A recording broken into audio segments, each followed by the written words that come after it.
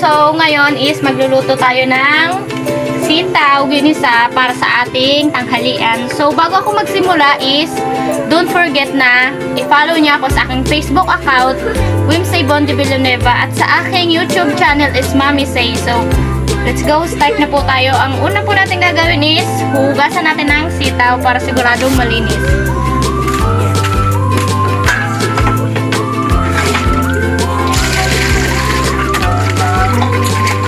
Hugasan po natin ito ng bahagya